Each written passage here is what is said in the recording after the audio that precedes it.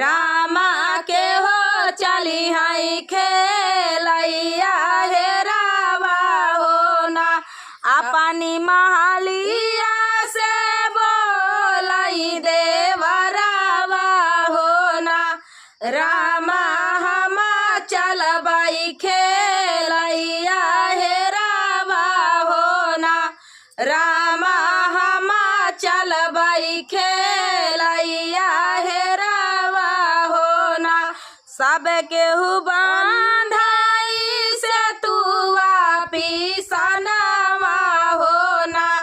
रामा जेठा बांधाई महुरे का गाठिया हो ना रामा जेठा बांधाई महुरे का गाठिया हो ना सब केहू सजाई हाथिया से घोड़ावा हो ना रामा जेठा पापी सजाई तलवारिया हो ना रामा जेठा पापी सजाई तलवारिया हो ना एक बन गईले दूसरे बन गईले हो ना रामा तीसरे माँ खेलई सिकरावा हो ना रामा तीसरे माँ खेलई सिकरावा हो ना सबके घोड़ाया वैया माकत ठमाकत हो ना रामा जेठावा का घोड़ा माना मानी हो ना रामा जेठावा का घोड़ा माना मानी हो ना सबका तलवारिया वैया माकत चमकत हो ना रामा जेठा तलवारिया सारा बोरावा हो ना रामा जेठा तलवारिया सारा बोरावा हो ना के करा से खेला जेठा बना माया हेरावा हो ना जेठा तोहरी तलवारिया सारा बोरावा हो ना जेठवा तोरी तलवारिया सारा बोरावा हो ना भैया संग खेले भैया बना में सिकरावा हो ना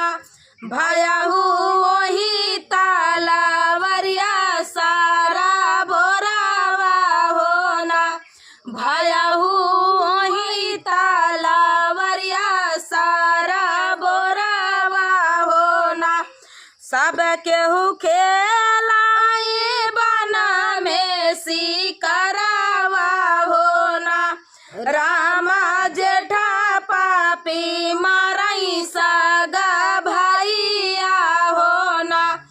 रामा जेठा पापी मारई सगा भैया हो ना कहाँ पे मारा जेठा कहाँ ढकेला हो ना जेठवा कहाँ पे चिल्हा मेरा रानी हो ना जेठवा कहाँ पे चिल्हा मेरा रानी हो ना ऐसन देखा ऐसन देखी हम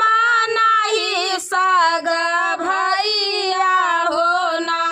रामा मारी डर से अपन सगा भैया हो ना रामा मारी डर से अपन सगा भैया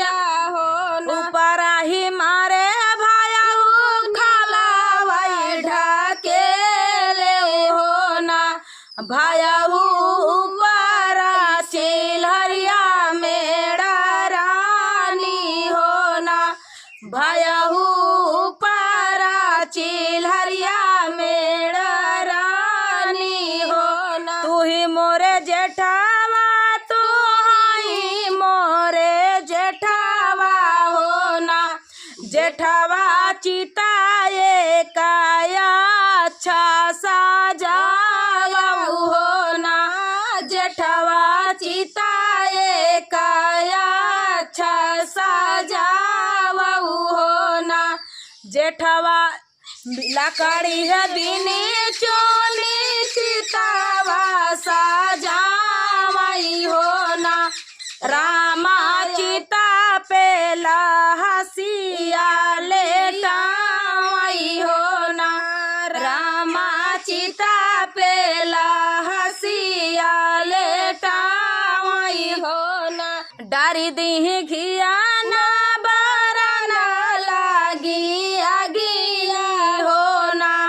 रामा चित कूदी पर